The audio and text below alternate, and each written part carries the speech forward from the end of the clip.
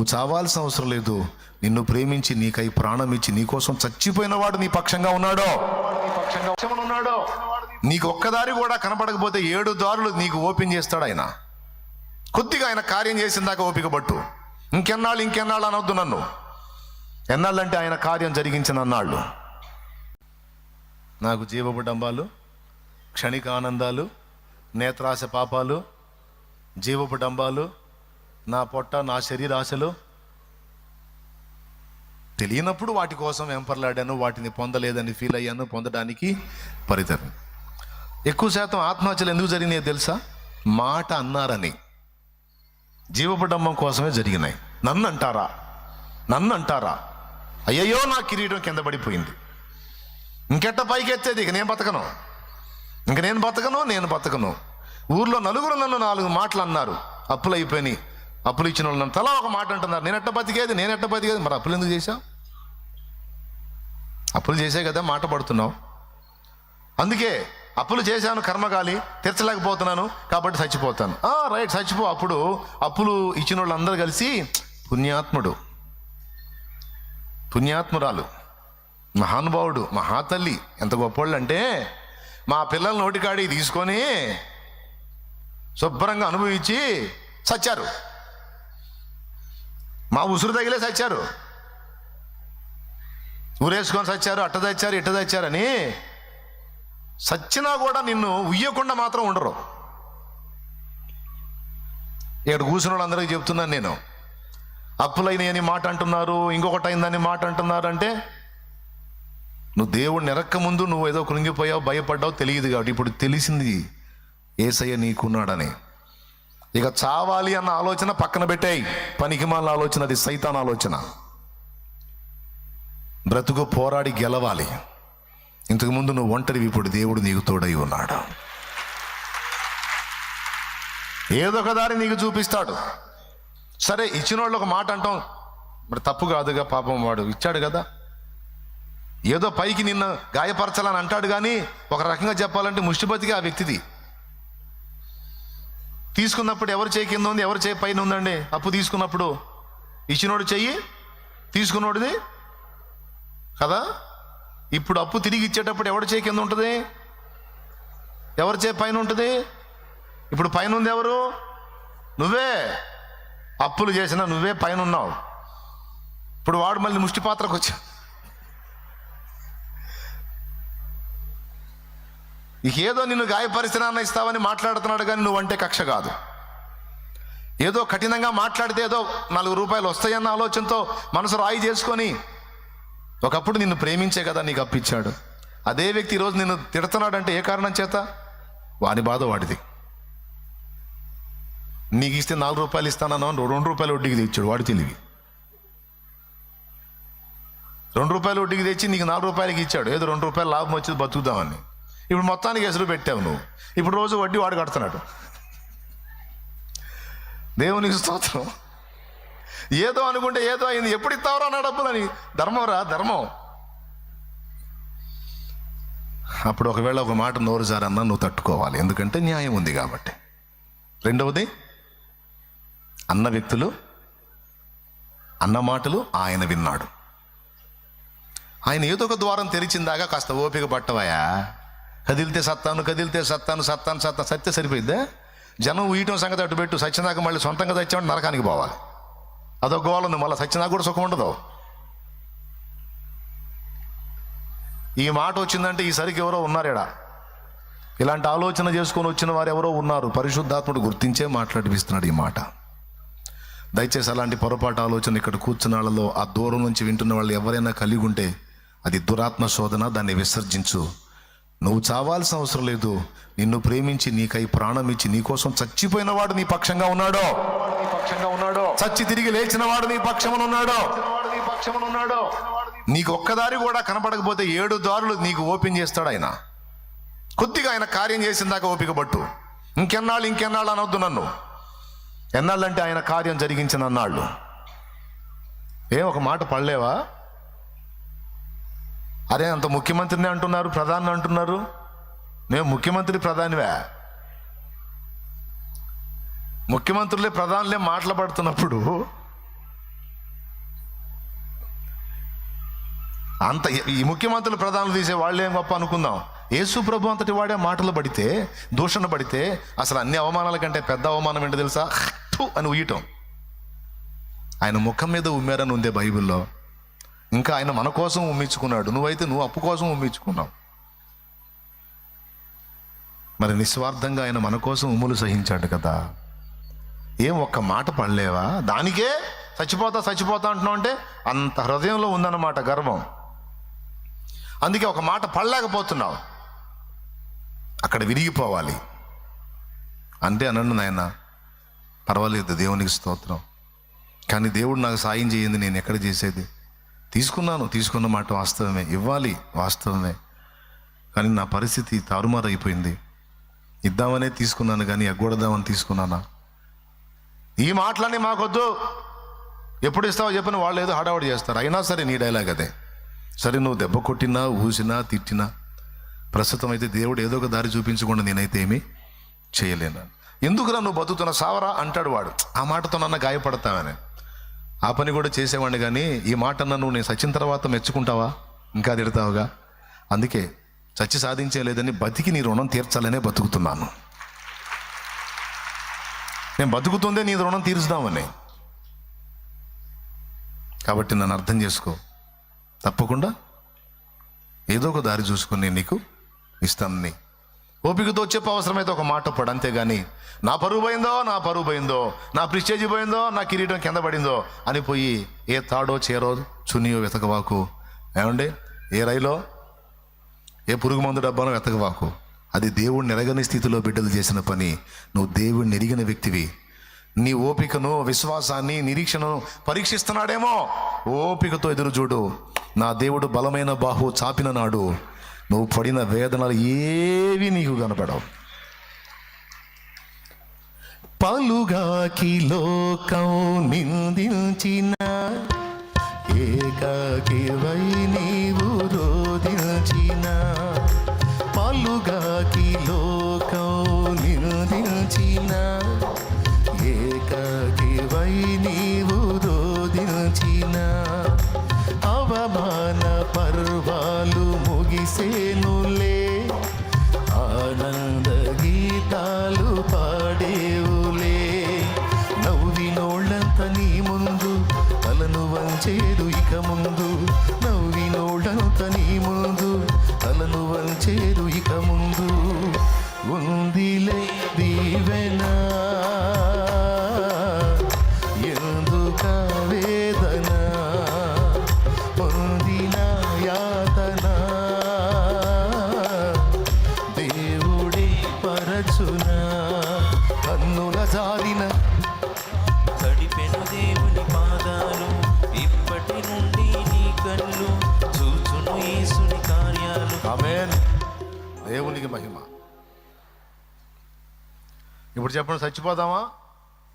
ఓపికతో దేవుని కార్యాల కోసం ఎదురు చూసి బ్రతుకు పోరాటం చేద్దామా?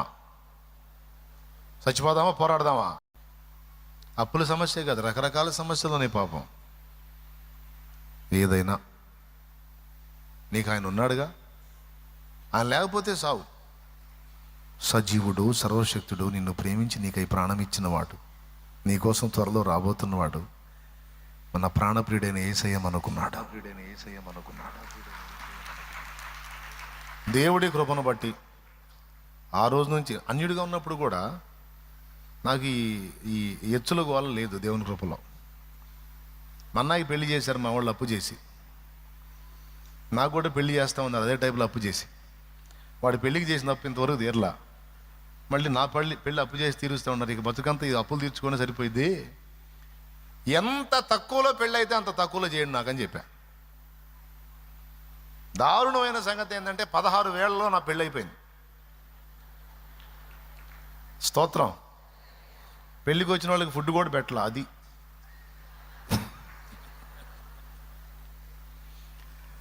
ఎందుకంటే మా అత్తగారు తీసుకొచ్చారు రైస్ ఫుడ్, గుళ్ళో చేసుకున్నాం. ఆ గుళ్ళో పెళ్ళి వచ్చిన చుట్టాలకి వాళ్ళు తెచ్చిన ఫుడ్ పెట్టాం. వాము ఇది ఎక్కడ దారుణం అనుకోవాకండి, కనీసం ఫుడ్ పెట్టండిలే. మళ్ళీ శాలేమన్న పెట్టలేదు కాబట్టి నేను పెట్టినా అనుకో, వచ్చిన వాళ్ళందరూ తిట్టిపోతారు. మళ్ళీ నాలాంటి వాళ్ళు ఇంకా 4 ఉన్నారు అక్కడ ఆ మంటపంలో. మొత్తానికి ఒకటే డ్రమ్ము. దేవునికి స్తోత్రం. నాకేమో పంచె కట్టారు, అదేం జారిపోతుంది. పెద్ద చిత్రవాద అయిపోయింది. ఏదంటే పెళ్ళి ఏంటంటే ప్యాంట్ ఉంది కంటే పంచె కట్టాలన్నారు. ఈ చిత్రవాదలోనే వాడు ఒకేసారి ఆ 4 బాదుళ్ళు బాదాడు, టక్కువ అని ఈయన మంత్రాలు చదివాడు, ఆ పెళ్ళి అయిపోయింది. లెక్క చూస్తే 16,000. దేవుడా బయటపడ్డాను ఆయన అనుకున్నా. ఎందుకు ఈ విషయాలు చెప్తున్నానంటే, అప్పులు చేసి ఎచ్చులకు పోయి పెళ్ళిళ్ళు చేయటాలు, ఇల్లు కట్టటాలు, ఇంకొక పనులు చేయటాలు, కొన్ని ఖరీదైనవి కొంటాలు. ఎందుకు? ఎచ్చులకి చెయ్యొద్దు. ఒకవేళ ఇప్పటిదాకా అట్లా పోయి దెబ్బతిన్నావేమో, ఇకనన్నా మారు మనసు పొందు. తగ్గించుకో, ఇబ్బంది ఏం లేదు. ఒక మాట సహించు, ఇబ్బంది ఏం లేదు. దేవునికి స్తోత్రం. బిడలారా, మీరు సంతోషంగా ఈ మాటలు వింటారని, నయానో భయానో నవ్వించో కవించో ఈ మాటలు మీ హృదయాల్లోకి వెళ్తాయని చెప్తున్నాను. నీ స్వార్థాన్ని, జీవపు డంబాన్ని, నేత్రాశను రెచ్చగొట్టి నిన్ను మోసగిస్తాడు శత్రువు. వాడికి స్థలం ఇయ్యొద్దు. అయిపోయింది, ముగిస్తున్నా. ఇక యేసు ప్రభు వీటిని జయించాడు, ఆత్మబలంతో నింపబడ్డాడు, వచ్చి ఒక వెలుగు వెలిగాడు. ఆ వెలుగు ఇంతవరకు ఆరిపోలేదు, ఆరదిక. నన్ను వెంబడించి ఆత్మీయ బిడ్డలైన మీ అందరికీ ప్రేమతో చెప్తున్నాను. ముగిస్తున్నాను ఇక, ఎందుకంటే పరిచర్య ఉంది. అందుకని అంశం చిన్నది కాదు, ఇక స్టార్టింగ్ ఇది. ఇంకెళ్ళింది ఇక వాడు ఎక్కడెక్కడ ఎఫెక్ట్ చేస్తాడనే దానికోసం. పరిశుద్ధాత్మ కొరకు నువ్వు కనిపెట్టి ప్రార్థన చేసినప్పుడు ఈ శరీర వాంఛలన్నిటిని రెచ్చగొట్టి నిన్ను శోధించే ఛాన్స్ ఉంది. నువ్వు మెత్తబడద్దు, పట్టుబట్టు, ఆత్మబలంతో నింపబడు. ఒకవేళ నింపబడిన తర్వాత మళ్ళా రెచ్చగొడతాడు జీవబుడ్డమ్మం కోసం. పట్టించుకోవద్దు. క్రీస్తులోకి వచ్చిన తర్వాత కూడా సభకు పిలిచి అవమానపరిచారు నన్ను. పబ్లిక్గా సభకు పిలిచి మైక్లో నా గురించి బ్యాడ్గా చెప్పారు, నా ముందే,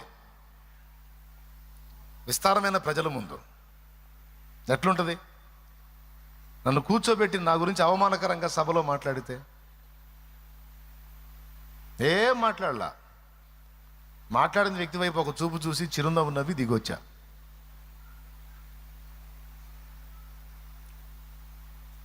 కొంచెం మనసు కలత చెందింది, బాధ అనిపించింది. పోన్లే నాయన, నా కిరీటం కింద పడిందా? నిన్ను మోసే గాడిదని. అవసరమైతే దూషణకు నేను పాత్రుడిని, కానీ భూషణకు నువ్వు పాత్రుడివి నాయన. పర్వాలేదు నాయన, నీ నిమిత్తం, నీ పరిచర్య నిమిత్తం ఒక మాట పడే అవకాశం నాకు లభించింది నాయన. ఒక దూషణ పొందే ఛాన్స్ నాకు ఇచ్చినందుకు ధన్యుణ్ణి ప్రభువా, నీకు స్తోత్రం అనుకొని దేవుని మయంపరుచుకున్నా. దేవుని కృపను బట్టి అవమానపరిచినటువంటి వ్యక్తులు అక్కడే ఉన్నారు. దేవుడు నన్ను ఆయన మహాకృపతో ఆయన వాడుకున్నాడు.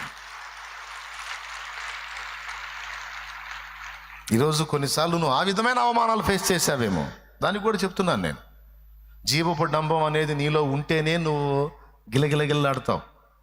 ఆ జీవపు డంబం అనేది నీలో విరిగిపోయిందనుకో, అస్సలు పట్టించుకోవు. పొగిడారని పొంగిపోవు, తిట్టారని కృంగిపోవు, మధ్యస్థంగా అలా సాగిపోతావు. ఎంతమందికి అర్థమైంది? పొంగినా కృంగినా జీవపు డంబం ఉన్నట్టే. ప్రజలు పొగిడినప్పుడు పొంగావనుకో, జీవపు డంబం ఉన్నట్టే. ప్రజలు తిట్టినప్పుడు కృంగావనుకో, జీవపు డంబం ఉన్నట్టే. అది అధిగమించిన వ్యక్తివైతే దూషణ భూషణ ఈక్వల్గా చూస్తావు. అవన్నీ నీవి కావు అని తెలుసుకుంటావు. మరి అవన్నీ ఎవరివి? అయితే గీతే దూషణకు మనం పాత్రలం, కానీ భూషణకు. ఇక్కడ మనం గ్రహించాల్సినటువంటి విషయం ఏంటంటే, ఫస్ట్ పాయింట్ చెప్పేశాను, విశ్వాసికి శిష్యుడికి తేడా. ఇప్పుడు రెండో విషయం చెప్తున్నాను. పరిచర్య ఎదుగుతున్నప్పుడు, ఆత్మలు రక్షింపబడుతున్నప్పుడు, శిష్యుల సంఖ్య విస్తరిస్తున్నప్పుడు శత్రువుకి కన్నుగుట్టింది. వాడు ఏదో ఒక విధంగా చిచ్చు పెట్టడానికి, అభ్యంతరపరచడానికి, ఇబ్బంది పెట్టడానికి, ఈ పరిచర్యలో విరివిగా ముందుకు సాగుతున్న వాళ్ళని డిస్టర్బ్ చేయడానికి వాడు చేసే కుట్ర వాడు చేస్తాడు. మీరు గమనించాలి, ఇక్కడ సమస్య ఎలా వచ్చిందంటే అపోస్తలులు వాళ్ళ పరిచర్య ఆపేసి వీళ్ళకు బొవ్వ పెట్టుకునే వ్యవహారం ఆలోచించాల్సినటువంటి సన్నివేశాన్ని కల్పించాడు వాడు, శత్రువు. ఇది నేను ఎందుకు చెప్తున్నానంటే, ఒక పని అపోస్తలుల ద్వారా జరుగుతున్నప్పుడు, ఒక పని వారు మొదలుపెట్టి నడిపిస్తున్నప్పుడు, వారు చేపట్టిన పనిని మధ్యలోనే ఆపివేయడానికి, మధ్యలోనే దాన్ని తుంచేయడానికి, బ్రేక్ చేయడానికి శత్రువు దారులు వెతుక్కుంటాడు. అలా వెతికి సంఘములో బలహీనులైన వారిని వాడుకొని వారిని శోధించి కేవలం తిండి విషయంలో వివాదాలను రేపి అపోస్తలుల పరిచర్య బ్రేక్ చేయాలని కుట్ర చేశాడు వాడు. వాళ్ళేం తెలివి తక్కువ వాళ్ళ. వీళ్ళు వచ్చి కంప్లైంట్ చేయడం మొదలు పెట్టగానే వాళ్ళకి మ్యాటర్ అర్థమైపోయింది, ఆహా సైతాన్ గాడు కదులుతున్నాడు ఇళ్లలో అని. సైతాన్ గాడు కదులుతున్నాడు ఇళ్లలో. వీళ్ళు ఒకళ్ళ మీద ఒకళ్ళు చెప్పుకోవటం మొదలు పెట్టారు. ఇలా చెప్పుకొని వివాదాలు రేపి మా ద్వారా జరిగే పనిని పాడు చేస్తారు వీళ్ళు. మేము ఎటు బయటికి పోయే పని లేకుండా ఆ సాంబార్ అబ్బాయి సాంబార్ వేడివేడి సాంబార్ అనుకుంటా, వీళ్ళ మధ్యలో ఆ రైస్ బాబు రైస్ అనుకుంటా బొచ్చ తీసుకొని భేషం తీసుకొని వీరి మధ్యలో తిరగాలని వీళ్ళు కోరుకుంటున్నారు అని వాళ్ళకి అర్థమైపోయి, మేము అన్నం సాంబారు కాదు నాయనా, మాకు అన్నమేమో ప్రార్థన, సాంబారేమో సువార్త ప్రకటన. మా పని అది. దాన్ని ఆపామంటే టోటల్ సంఘమే కుంటుబడిపోతుంది. గనుక సంఘ క్షేమ అభివృద్ధికి విఘాతం కలగకుండానట్లు దాని కొరకు కొంతమందిని ఏర్పాటు చేస్తాం అని శత్రువు వాళ్ళని డిస్టర్బ్ చేయడానికి వచ్చినా కూడా వాళ్ళ పరిచర్యను వాళ్ళు బ్రేక్ చేయకుండా వివేచనతో దానికి కొంతమందిని ఏర్పరిచి వారి పరిచర్య వారు కొనసాగించారు. ఈ మాట నేను మీకు ఎందుకు చెప్తున్నానంటే, బాగా వినండి, ఒకసారి స్తోత్రం చెప్పండి. మన ఆత్మీయ జీవితంలో దేవుని సంబంధంగా మనం, తమ్ముడు ఒకసారి మీరందరూ ఒకసారి ఒక పక్కన వాళ్ళ మొక్కలు ఒకళ్ళు చూసుకోండి ఆయన. ఎందుకంటే దేవుడు అందించే 4 మొక్కలు మళ్ళీ అసలుకే మనకు పనులు ఉన్నాయి. మళ్ళీ నేను గంటలు చెప్పేది లేదు. నీకు గంటల ప్రసంగాలు చేస్తే ఒక ముద్ద మీరు అన్నది నీకు అడ్రస్ లేకుండా పోతే నేను చేసుకోవాలి అవన్నీ. కాబట్టి కాదు, మర్యాదగా అందరం చేయాలి ఈ పని, మన అందరిది. ఓకేనా? మరీ కొంతమంది ఎంత దారుణం అంటే ఇటు పొల్ల అటు తీసేయరు. కనీసం ఒక పుల్లన్న అటు తీసేసి శాలేమన్న చెప్పాడు అటేసా అన్న పో, నీకు దండం పెడతా.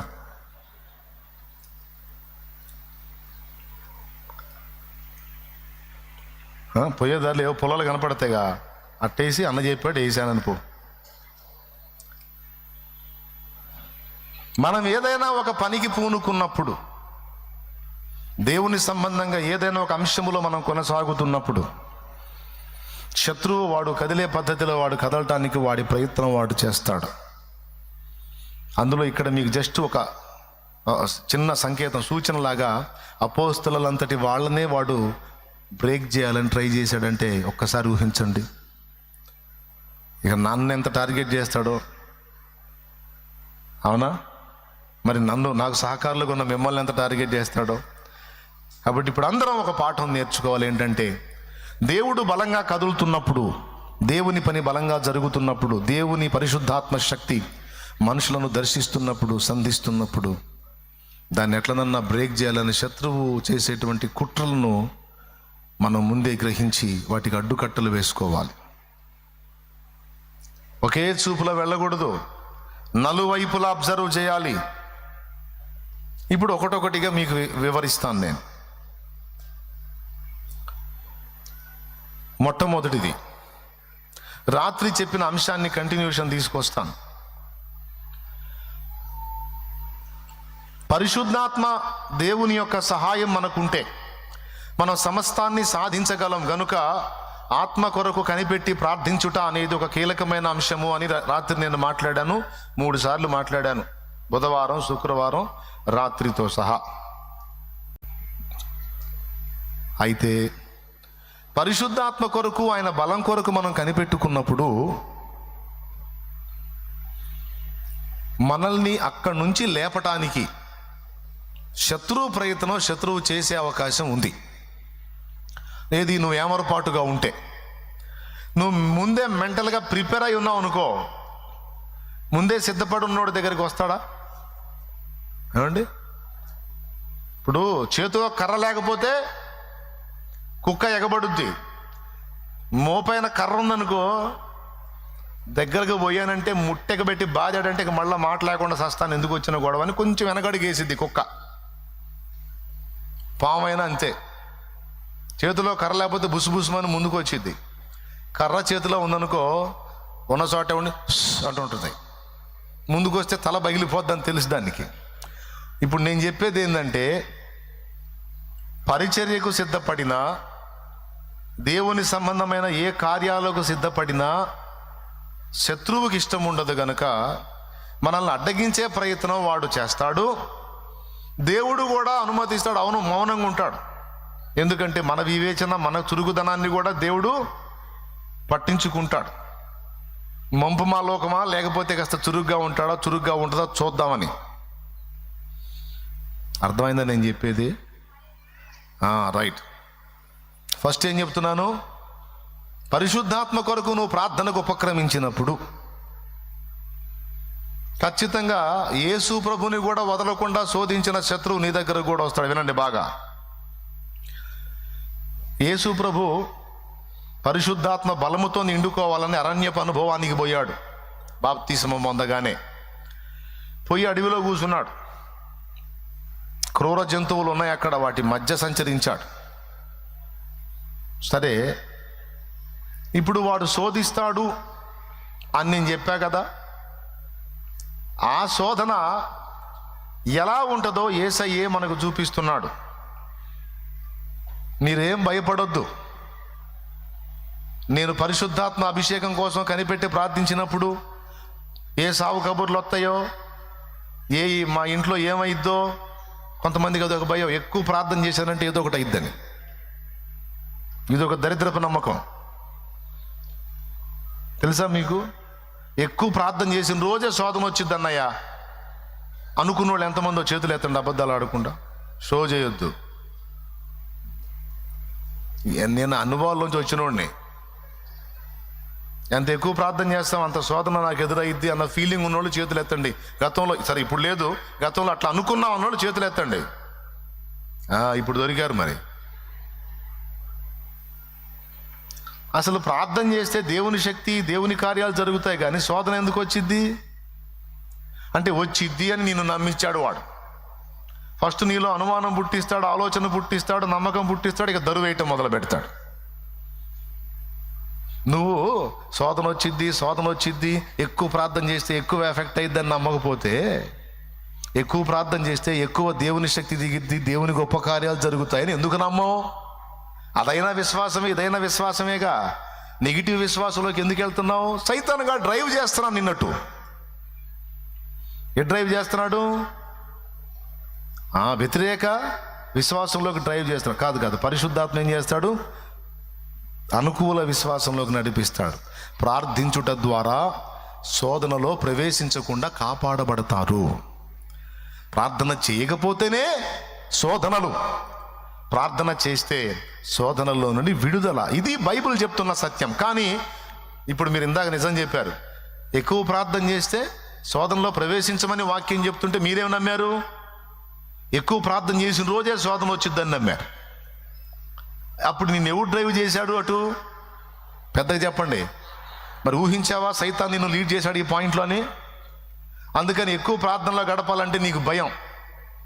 ఇక మోకాళ్ళు వేసిన కాడ నుంచి నేను ఈరోజు ఏందో తెగ ప్రార్థన చేస్తున్నాను, ఏ కబురు వచ్చిద్దో, ఎవరు చచ్చారని వచ్చిద్దో, ఎవరికి యాక్సిడెంట్ అయిందని వచ్చిద్దో, ఏ డబ్బులు పోయినాయని వచ్చిద్దో, ఏం జరిగిద్దో, మా ఆయన దంతాడేమో, మా ఆవిడ దన్నిద్దేమో, ఇదే గోల.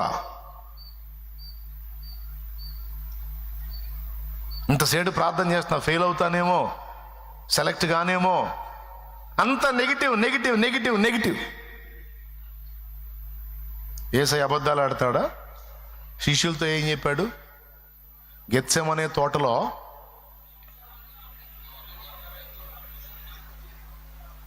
మరి మీకు తెలియని వాక్యమా? మీరు శోధనలో ప్రవేశించకుండాన్నట్లు మెలకువగా ఉండి ప్రార్థన చేయండి. అంటే ప్రార్థన చేస్తే ప్రవేశించము అంటే చేయకపోతే. కానీ సైతాన్ గారు మన మైండ్ ఎటు తిప్పాడో చూడు. చేయకపోతే ప్రవేశించాం, ప్రార్థన చేశామంటే అది వాడు నీకు ఆ తలంపు పుట్టియటం. చానాళ్ళు నువ్వు అదే ఫీలింగ్లో కొనసాగావు కూడా. అందుకే వెంటనే చేయెత్తావు. ఇది ఇందాక చేయెత్తినోళ్ళు మళ్ళీ ఎత్తండి. యథార్థవంతులు నా తండ్రి మిమ్మల్ని దీవించునుగాక. మరి ఇప్పుడు తప్పు తెలుసుకున్నారా? ఇప్పుడు వస్తాయా? మరి ప్రార్థన ఎక్కువ చేస్తే శోధనలు వస్తాయా? నేను చెప్పనా? ఒకవేళ నువ్వు ప్రార్థనలు ఎక్కువ గడిపితే అసలు ప్రాణమే పోవాల్సిన వాడు తప్పించుకొని బయటపడే ఛాన్స్ ఉంటుంది. అర్థమైందా? నువ్వు ప్రార్థన చేస్తే నువ్వు వెళ్ళినటువంటి ఇంటర్వ్యూలో నువ్వు సెలెక్ట్ కాకపోవచ్చు, కానీ దానికంటే బెటర్ జాబ్ నీకు వస్తుంది. నష్టాల్లాగా ఏమన్నా కనపడితే వాటి వెనక నువ్వు ఊహించని అద్భుతమైన ఆశీర్వాదాలు దాగుంటాయి. ప్రార్థన, దేవుణ్ణి అడుగుట, దేవుని పాదాలను ఆశ్రయించడం ఎప్పుడు మనకు మేలు కారణమే కానీ కీడు కారణం ఎంత మాత్రం కాదు. కానీ మన మైండ్లో అటు తిప్పేశాడు. కాబట్టి ఇప్పుడు పరిశుద్ధాత్మ కొరకు నీవు కనిపెట్టి ప్రార్థన చేసినప్పుడు మీరు ఇంట్రెస్ట్గా వింటారా? ప్రార్థన చేయమంటారా? వింటారుగా? లేదు చేతులు ఎత్తి స్తోత్రం చెప్పండి. వినండి, మీకు ఉపయోగపడిద్ది, అందుకని చెప్తున్నాను నేను. యేసు ప్రభు దగ్గరికి ఏ అస్త్రాలు తీసుకొని వచ్చాడో నీ దగ్గర కూడా ఏదేస్తాడు వాడు. మొట్టమొదటిది, నువ్వు బాగా ప్రార్థన చేసావు, శక్తి వచ్చేసింది నీకు, నువ్వు ఏదంటే అది జరిగిద్ది. ఈ రాళ్ళు రొట్టెలుగా చేసుకొని తిను అనే శోధన. దాని అర్థం ఏంటంటే దేవుని శక్తి నీలోనికి వచ్చింది, ఈ శక్తిని నీ స్వార్థానికి వాడుకో, ఈ శక్తిని నీ స్వలాభానికి వాడుకో, నీ భోగాలకు వాడుకో అని శోధిస్తాడు వాడు. మొదటిది.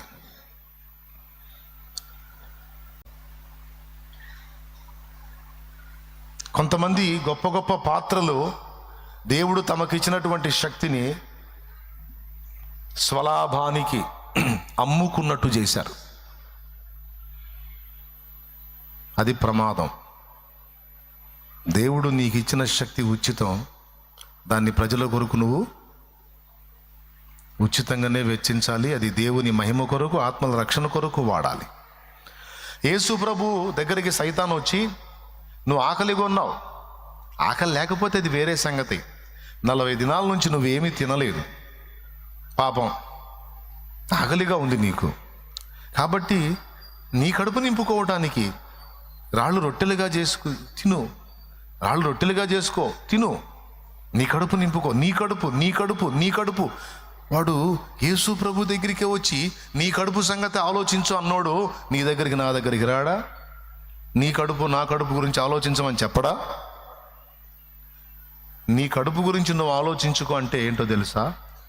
నీ స్వార్థానికి నువ్వు బతికేయి అని వాడు చెప్పటం. ఎంత డేంజర్ అండి అది. యేసు ప్రభు విన్నాడా? అలాగని యేసు ప్రభుకి శక్తి లేదా? తన బిడ్డలు ఆకలిగా ఉంటే 5 రొట్టెలు 2 చేపల్ని 5,000 మంది కంటే ఎక్కువ మంది మనుషులకు పంచి ఇచ్చి 12 గంపలు మిగిలేటట్టు చేశాడు ఆయన. చేశాడా లేదా? కానీ సైతాన్ చెప్పినప్పుడు చేశాడా? అంటే తన పొట్ట కోసం యేసయ్య చేయలేదు అద్భుతాన్ని, కానీ దేవుడిచ్చిన ఆ శక్తి తన పిల్లల పొట్ట నింపటానికి చేశాడు. అది వివేచన. తమ్ముడు అర్థమవుతుందా నాన్న? దేవుని యొక్క శక్తిని దేనికి వాడాడు? తన స్వార్థానికి, తన ఓన్కు వాడాడా, లేకపోతే ప్రజల కోసం వాడాడా? తన కోసం ఒక్కసారి కూడా ఒక అద్భుతం చేసుకుని ఆయన కడుపు నింపుకోవాలా. తన కోసం ఒక్కసారి కూడా ఒక అద్భుతం చేసుకొని తన కడుపు నింపుకోవాలా నా యేసు. తను చేసిన కార్యాలన్నీ కూడా ప్రజల కోసమే చేశాడు, తండ్రి చిత్తం నెరవేర్చడానికే చేశాడు. మనుషులను ప్రేమించి చేశాడు. ఆఖరికి తన ప్రాణాన్ని కూడా మన కోసమే ధారపోశాడు. అంటే పరిశుద్ధాత్మ శక్తి కొరకు నువ్వు కనిపెట్టుకున్నప్పుడు నంబర్ 1, నీలో స్వార్థాన్ని రెచ్చగొడతాడు. 2,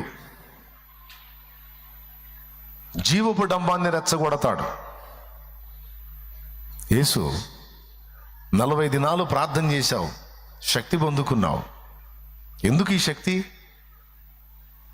ఘనత కోసమేగా, మహిమ కోసమేగా.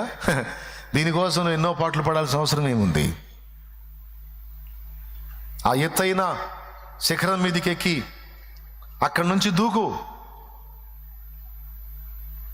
అప్పుడు నీకేం కాకపోతే ప్రజలందరూ నీకు బ్రహ్మరథం పడతారు. నీ కీర్తి దశ దిశలా వ్యాపిస్తుంది. అందరూ నీ గురించి చెప్పుకుంటారు. యేసు దూకు అంటే దేవుడు నీకు ఇచ్చిన శక్తిని ఉపయోగించి ఒక అద్భుతం చేసి తద్వారా మెప్పు తెచ్చుకో. నువ్వు గుర్తింపబడాలి, నీకంటూ గుర్తింపు ఉండాలి, నీకంటూ ఘనత ఉండాలి, నీకంటూ పేరు ఉండాలి, నీకంటూ ప్రఖ్యాతి ఉండాలి. నువ్వంటే అని ఎచ్చులకు ప్రేరేపిస్తాడు. అది పాయింట్. దానికి బుక్కై కొంతమంది బలయ్యారు. దేవుడు చేసే కార్యం ఎంత, దాని గురించి వాళ్ళు ఎక్స్పోజ్ చేసేది ఇంత. ఇప్పుడు దేవుడు నీకు శక్తినిచ్చింది తన ప్రజల కొరకు, దేవుని మహిమ కొరకు వాడమని. అంతేగాని దాన్ని దేవుడు నీకు ఇచ్చిన శక్తిని ఉపయోగించి నిన్ను నువ్వు మహిమపరుచుకోమని కాదు కదా. కానీ ఈరోజు చూడండి, భాషల వరం దేవుడు ఇచ్చాడు అనుకో, స్తోత్రం చెప్పు తమ్ముడు. ఒకసారి పక్కన వాళ్ళ చేతులు కలపండి. అసలుకే మీరు కష్టపడి రాత్రి నిద్ర మేలుకున్నారు బిడ్డలు. ఏమనుకోవాకండి, మధ్య మధ్యలో ఇట్లాంటివి తప్పవు.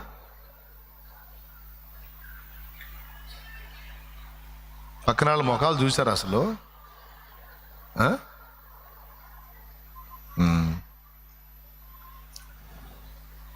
అందరు లైన్లోనే ఉన్నారా?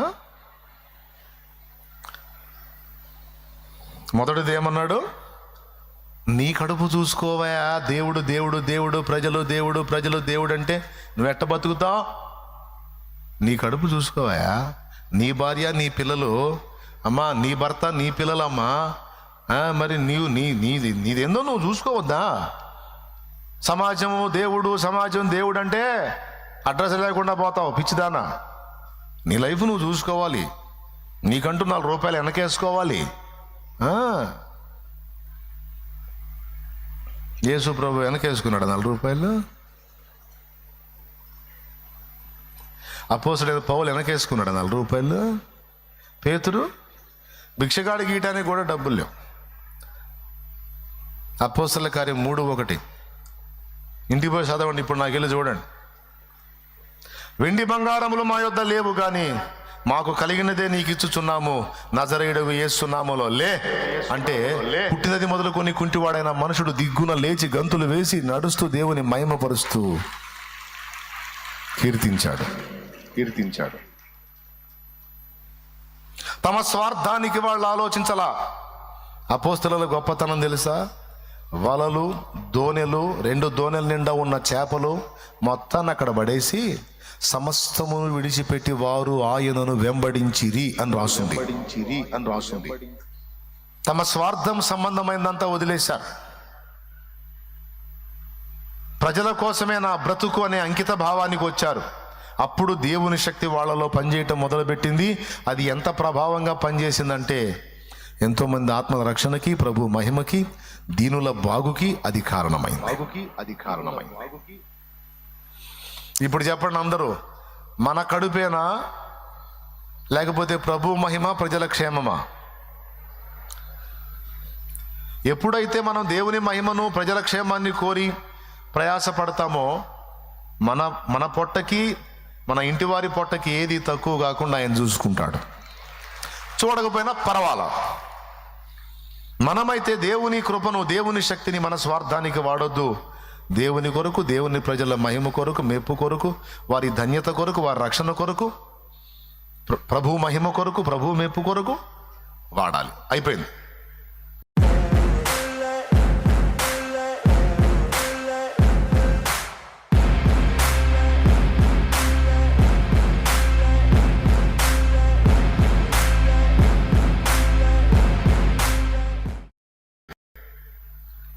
ప్రభు ఏమన్నాడో తెలుసా?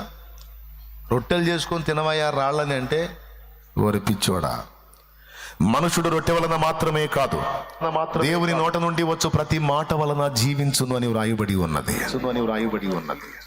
రొట్టె తింటే బతుకుతాడా? సరిపోద్దా? రొట్టె తినకపోయినా నా తండ్రి మాట కడుపు నింపుతుంది, అది చచ్చేవాడిని కూడా బ్రతికిస్తుంది.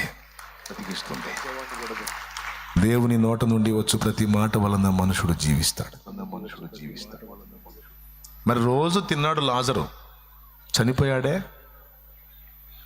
రోజు తిన్నాడు నాయని విధవరాలి కుమారుడు, చనిపోయాడే. యాయిరు కుమార్తె కాస్త కూస్తో డబ్బు కలిగినోడే యాయిరు, 12 ఏళ్ల పాప చనిపోయిందే, తిన్నదిగా.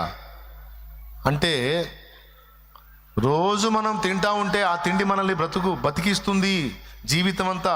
అంటే చావు అనేదే లేకుండా బతికిస్తుంది అనేది అనుకోవటం కల్లా.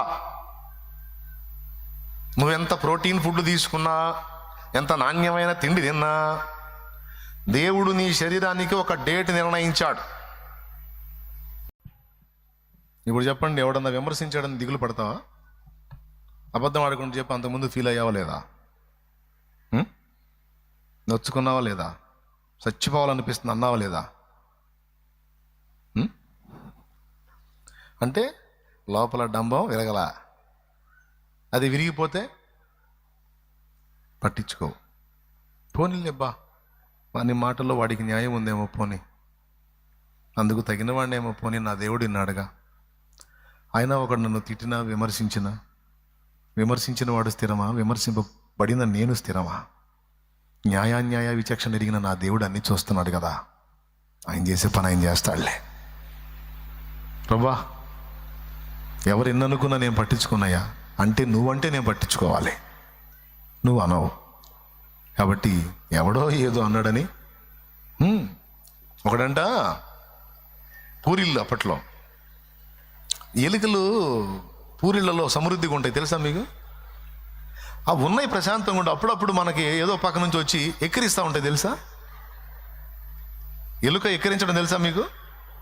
దాని పళ్ళు అలా బయట పెట్టి అని సౌండ్ చేస్తుంటుంది, కడుపు మండుతుంటుంది దాన్ని చూస్తుంటే. అసలు నేను ఏదో ఉండనేస్తున్నా, నువ్వేంది నా దగ్గరికి వచ్చింది అందరూ వచ్చి కూడా. అట్లా ఒకడు చూసి కడుపు మండి పెద్ద కాగడా తీసుకొచ్చి ఇంటికి పెట్టాడంట. ఇప్పుడు ఎక్కిరించవే, ఎక్కడ ఎక్కిరిస్తావని. ఏముంది, ఇటు పక్క కాలుతుంటే అటు పక్క దిగిపోయింది ఇంకొక ఇంటికి. అది ఇల్లు పోయింది ఎవరిది? మరి ఎలుకలు ఎక్కిరిస్తున్నాయని ఇల్లు తగల పెట్టుకున్నట్టు ఎవడో పనికిమాలినోడు ఏదో మాట అన్నాడని నువ్వేమయ్యా, నిన్ను నువ్వు నాశనం చేసుకోవడానికి ఆలోచిస్తావు? నువ్వేమమ్మా ఎలుక ఎక్కిరించిందని ఇల్లు తగలబెట్టుకుంటావా? దాని కెపాసిటీ ఏంటి, మన పొజిషన్ ఏంటి? ఒక టమాటా ఎక్కువ, దానికి బోను పెట్టి టమాటా పెట్టామంటే మరుసటి రోజు ఎక్కిరించడం కాదు, దండం పెడుతుంటుంది బోన్లో కూర్చొని. అంతేనా? అట్లాంటి 100 ఎలుకల్ని వేటాడే శక్తి నీది.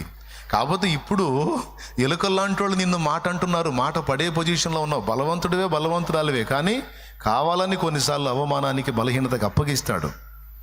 ఎందుకంటే నీలో దీన మనసు దేవటానికి. అర్థమైందా? అట్లాంటి వాళ్ళకు 100 మందికి సమాధానం చెప్పే దమ్ము నీకివ్వగల దేవుడు తోడై ఉన్నాడు. భయపడాల్సిన అవసరం, ఎవరిని లక్ష్య పెట్టాల్సిన అవసరంలే. వాడు ఏందన్న ఇంత మాట అంటే నిన్ను పట్టించుకునేవా? తీరా ఏందిరా వాడు లెక్క చేసేది. ఆ విధమైనటువంటి మనస్సును సాధన చేయండి. పరిశుద్ధాత్మ కొరకు కనిపెట్టి ప్రార్థన చేయండి. ఈ విధమైన శోధనలు నీకు అనుమతిస్తే వాటిని అధిగమించడానికి ముందే మెంటల్గా ప్రిపేర్ అయ్యి ఉండి కనిపెట్టు. అప్పుడు నీకు ఏ అభ్యంతరము కలగకుండా ఆత్మబలంతో నిండుకొని యేసయ్య కొరకు ప్రజ్వలించే దీపం అవుతావు. మనలో ప్రారంభమైన విశ్వాసాన్ని అభ్యంతరపరచడానికి శత్రువు చూస్తాడు, మన సేవను అభ్యంతరపరచడానికి శత్రువు చూస్తాడు. దానికోసం పనికిమాలినవి ఏవో తీసుకొచ్చి పెడతాడు. నేను దేవుని మీద విశ్వాసం ఉంచుతున్నాను, కార్యం జరిగిద్ది అనే కొద్దీ వ్యతిరేకమైన పరిస్థితులు వస్తాయి. ఈ ఒక్క ముక్క కూడా ఏంటంటే ప్రార్థన చేసేస్తాయి. ఇక శాలేమన్న చెప్పాడు, చెప్పిన కాడ నుంచి నేను దేవుడి మీద విశ్వాసం ఉంచాను, కార్యం జరిగిద్దని ఎదురు చూస్తున్నాను. ఎదురు చూసే కొద్దీ దారులన్నీ మోసకపోతున్నాయి, కానీ నాకు విడుదల వచ్చేటట్టు ఏం కనపట్టల్లా. అయినా నాకు అర్థం కాదు, నువ్వు చెప్పావు నేను విశ్వాసం ఉంచానంటే అది ఒరిజినల్ విశ్వాసమా, డూప్లికేట్ విశ్వాసమా? డూప్లికేట్ విశ్వాసం అయితే పని జరగనప్పుడు రివర్స్ అయింది. ఒరిజినల్ విశ్వాసం అనుకో, దారులన్నీ మూసుకుపోతున్నా, శ్రమ ఏడంతలు ఎక్కువ అవుతున్నా, లేదు లేదు అలా కనపడుతుంది కానీ కార్యం జరిగిస్తాడు. ఆఖరి నిమిషం అయిపోయేంత వరకు నేను విశ్వాసం ఉంచుతా, తుది శ్వాస విడిచేంత వరకు విశ్వాసం ఉంచుతా. శత్రువు నన్ను శోధిస్తుండొచ్చు, లేదా నా తండ్రి నన్ను పరీక్షిస్తుండొచ్చు. నువ్వు విశ్వాసం ఉంచే కొద్దీ నీకు దారులు మూసుకుపోతున్నట్టు కనపడుతున్నాయి అంటే నిజం అనుకోవద్దు, అది పరీక్ష అయి ఉండొచ్చు, లేదా శత్రువు శోధన అయి ఉండొచ్చు. దాన్ని బట్టి నువ్వు భయపడొద్దు, విశ్వాసంలో వీగిపోవద్దు. అర్థమైందా? ఒరిజినల్ గోల్డ్ యాసిడ్ పోస్తే బ్లాక్ అయిద్దా, ఇంకా షైన్ అయిద్దా? పెద్దగా చెప్పండి, మెరుస్తుందా మెరవదా? డూప్లికేట్ గోల్డ్ యాసిడ్ పడకముందు ఒరిజినల్ గోల్డ్ కంటే చమకాయిస్తుంటుంది. కొద్దిగా యాసిడ్ వేసామనుకో, ఆ పై కోటింగ్ అంతా పోయి లోపల అసలు రూపం బయటకు వచ్చేట్టు అయిపోయానంటది. నువ్వు సత్క్రైస్తవుడు అయితే, నిజమైన విశ్వాసం కలిగిన వాడివైతే, దారులు మూసుకునే కొద్దీ నీ రోషం పెరిగిద్ది, నీ ఫోర్స్ పెరిగిద్ది, దేవునితో నీకున్న అనుబంధం లోతుగా ఎదిలిపోతావు. నువ్వు నకిలీ అనుకో, అగ్ని పరీక్ష ఎదురుగానే నీ రంగు బయటపడిద్ది. కాబట్టి అలా ఉండొద్దు. అభ్యంతరం ఎదురైద్దని ముందే చెప్తున్నా, నేను ఆల్రెడీ చెప్పే ఉన్నాను. కానీ అయ్యే కొద్దీ విశ్వాసంలో వృద్ధి పొందాలే కానీ దిగజారకూడదు. ఇది గుర్తుపెట్టుకోండి. దేవునికి స్తోత్రం. అన్ని దారులు మూసేసినట్టుగా కనపడతాయి. దేవుని యందు విశ్వాసం ఉంచారు శద్రకు, మేషకు, అబేద్నెగోలు. విశ్వాసాన్ని గురించి మాట్లాడినప్పుడు ఒకంత మండుతున్న అగ్నిగుండం 7 అంతలు ఎక్కువ చేయండి అన్నాడు నెబుకద్నెజరు. అరే, అంతకుముందే నయ్యరా ఒకంత, ఇప్పుడు 7 అంతలు ఎక్కువైంది, అనవసరంగా మనం పెద్ద పెద్ద మాటలు మాట్లాడాం, రాజుతో పెట్టుకున్నాం అని భయపడలా. ఏమన్నారు తెలుసా? రాజువైన నెబుకద్నెజరు, ఇందును గూర్చి నీకు ఉత్తరం ఇయ్యవలన చింత మాకు లేదు. నువ్వు వేడిమి గల అగ్నిగుండంలో పడవేస్తే అందులో నుంచి కాపాటకు మా దేవుడు సమర్థుడు. రక్షింపకపోయినా పర్వాలేదు, నువ్వు చేయమన్న పని మాత్రం మేము చెయ్యం, నువ్వు మొక్కమన్న ప్రతిమకు మాత్రం మేము మొక్కం. ఈ పట్టు మీద వాళ్ళు ఉన్నప్పుడు అగ్నిగుండం ఎక్కువైందా తక్కువైందా? పెద్దగా చెప్పాలి అంటే వాళ్ళ విశ్వాసం ఇప్పుడు అగ్ని పరీక్షకు నిలబడింది. రాజు పిలిచాడు, 3 బలవంతుల్ని తీసుకెళ్ళి వీళ్ళని బంధించి అందులో పడేసేయండి అన్నాడు. బంధించారు, విసిరారు పోయి. ఆ అగ్ని ఎంత తీవ్రంగా ఉందంటే విసిరిన వాళ్ళు 3 చచ్చిపోయారు. కానీ విసరబడ్డోళ్ళు అగ్నిగుండంలో తిరుగుతాం, వాళ్ళతో పాటు ఇంకొక వ్యక్తి ఉంటాం. రాజు అయిన నెబుకద్నెజరు చూస్తాడు. చూసి, మనం ఎంతమందిని వేసాం? 3 వాళ్ళని వేసిన వాళ్ళు ఉన్నారా? లేదండి, కాలిపోయారు. మరి ఇదేందిరా, అగ్నిగుండంలో ఉన్న 3 బాగానే ఉన్నారు, అందులో వారితో ఇంకొకడు కనపడుతున్నాడు, అతడు రూపమునకు దేవతలను పోలి ఉన్నాడు.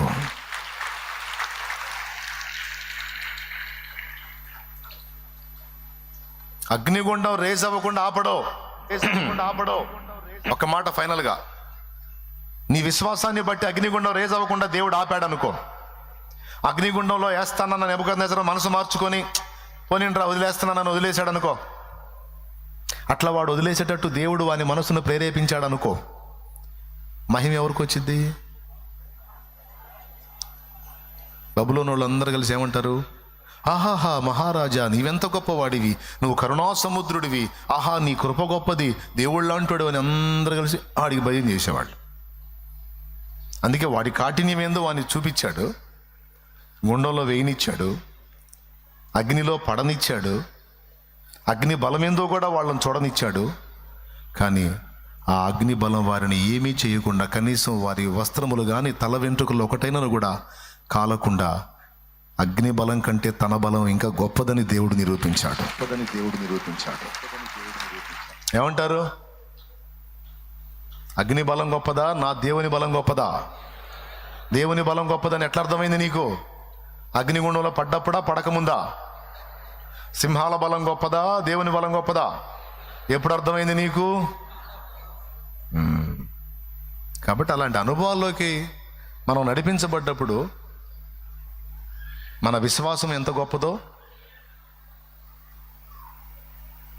దేవునికి అర్థమైద్ది, సమాజానికి అర్థమైద్ది. దేవుడు ఎంత గొప్పడో మనకు అర్థమైద్ది, సమాజానికి కూడా అర్థమైద్ది. కాబట్టి విశ్వాసము అనేటువంటి దాన్ని చేతబట్టి నువ్వు ప్రయాణం చేసినప్పుడు ఎదురయ్యే ఒడిదుడుకులకు భయపడొద్దు. నీ నమ్మిక చొప్పున నీకు ఖచ్చితంగా కలిగిద్ది. ఇంకా చాలే.